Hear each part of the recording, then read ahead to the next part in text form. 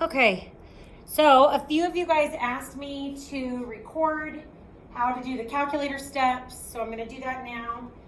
This problem is from notes today, and I'm just going to walk through calculator steps. If you want more info and instructions on like the actual math of finding these piecewise pieces and parts and graphs, Hooper and I are happy to help you anytime lunch or after school. Okay, so in order to type this on the calculator, you're going to start by going into y equals, okay, and then you're going to go ahead and put a fraction. So for most of you, if you have an 84 or a Casio, I believe, but for sure an 84, you're going to press alpha F1. And you're looking for the number one, where it says n over d, that's numerator over denominator, it's to put in a fraction. What we're typing in isn't actually a fraction, but it's the easiest way the calculator will split up the piecewise pieces. So we're gonna start with this one right here, the very first piece of our piecewise function. So on the top, I'm gonna go ahead and put my equation, the -4, and on the bottom, I'm gonna put my domain restriction. So this one is x less than -4. So x, now all of my inequality signs are in the test menu. So do you see how it's blue right above math? So I'm going to press my blue button. It might be orange on yours. Whatever color test is written in, that's the color you press. And then this comes up. So I want the less than sign. And then -4. Be careful not to do -4. You want to make sure you do -4. Okay? So that one's done. So now we'll go to y2, our second piece of our piecewise function. So alpha F1. Okay? Now if you have an 83 or an 89, instead of being able to type the fraction in automatically, you'll do it a little different, and I'll show you that in just a second. Okay? So for the absolute value, it's alpha F2. Good guess. Okay. And then I have x. So right here in this numerator, I'm just typing in the equation. And on the denominator, I'll type in my domain restriction.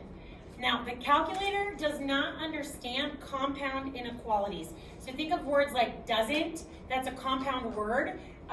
Doesn't splits into does and not. Another compound word, isn't. How about there? They are. Okay, so this -4 less than or equal to x less than or equal to 1 is called a compound inequality. So we want to split it into its two pieces to type it into the calculator. So my two pieces, the first one's easy, this piece, x less than or equal to 1. Well, the other one, notice it's telling me -4 is less than or equal to x. Well, I have to write the x first on the calculator. So if -4 is less than x, then that's telling me simply that x is greater than or equal to -4. And it's both of those things, okay? Here's another example. It has nothing to do with this problem, but just as another example, if I had the compound inequality, 3 less than or equal to x less than or equal to 5, it would break into x greater than or equal to 3 and x less than or equal to 5, okay?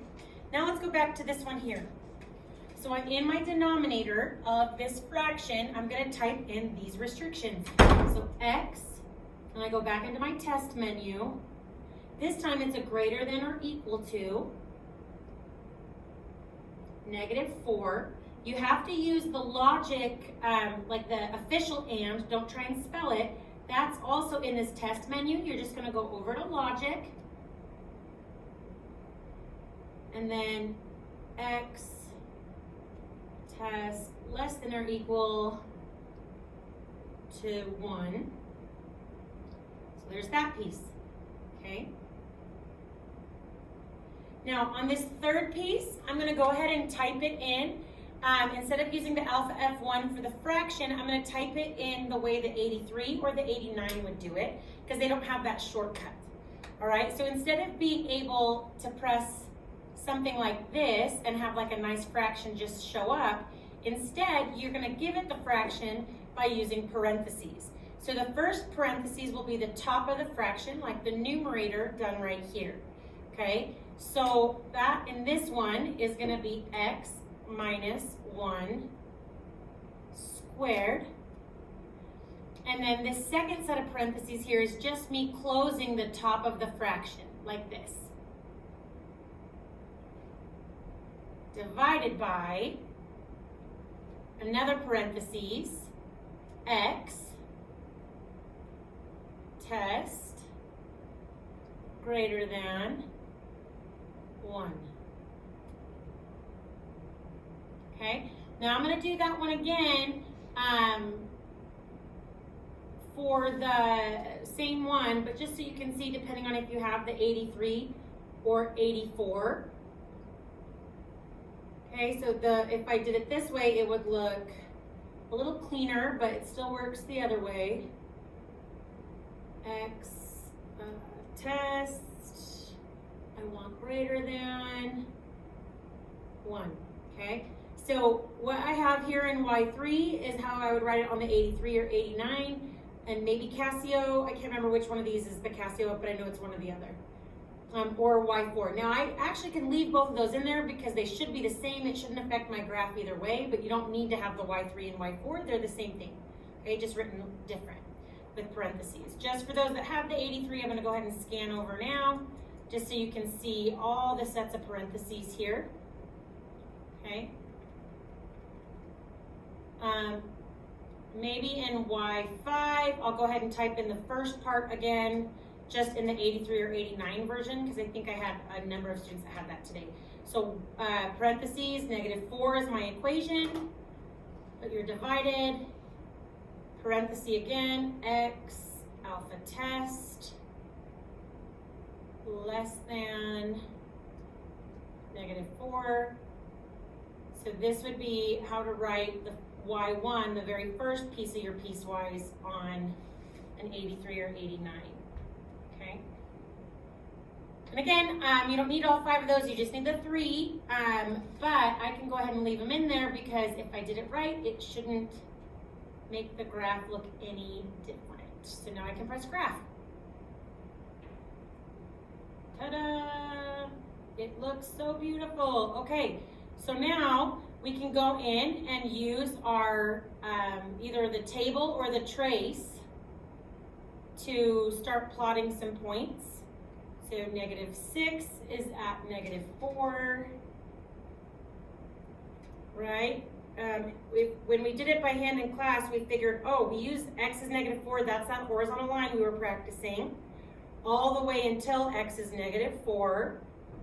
And that -4 is an open circle because that one there doesn't have the equal to sign. You can see, even if I come in here and do my value on the -4, it doesn't show that for that graph it has a value, okay? Here. All right, and then as you trace, you can go through.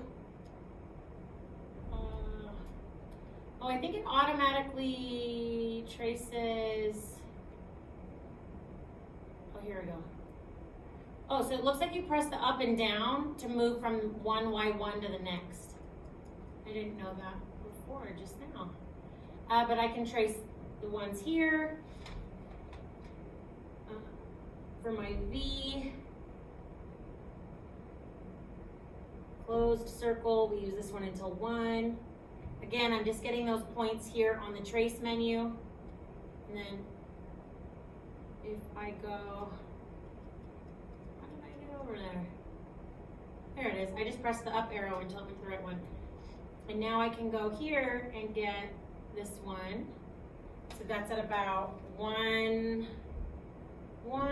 open circle, and just a quick sketch is all we're looking for. Right now we're just learning how to do the calculator and from there, okay? Now let's say that I wanted a question on like the next page, just because I have this one nice and up, and it wanted a table of values, okay? So again, this is just to help with the homework and some of the other examples. If I had x and f of x, like a table here, let's say it wanted me to do -5, 0, and 3. Okay, you can go Press second and then quit. It's blue above mode. So go to my calculator screen.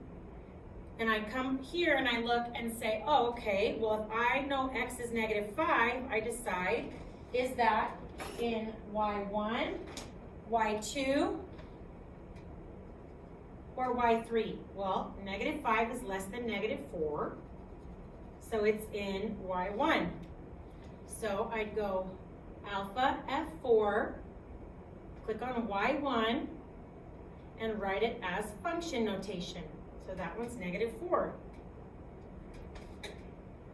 Then I'm going to come back here again and do 0, which is between -4 and 1, so that's y2. So I go alpha F4, click on y2 this time, and put in my 0. And it's going to use the right equation for me. Last but not least is my 3. Well, now I decide, where does 3 fit? 3 is greater than 1, so it fits in the y3 domain. So alpha F4, y3 of 3, and that's 4. All right, again, if you need more calculator help or just content help, we are happy to do that anytime. This was mainly just to go slower and give you an opportunity to look at how to type those in on the calculator if we went too fast in class. All right, thanks. Great job. Do your homework.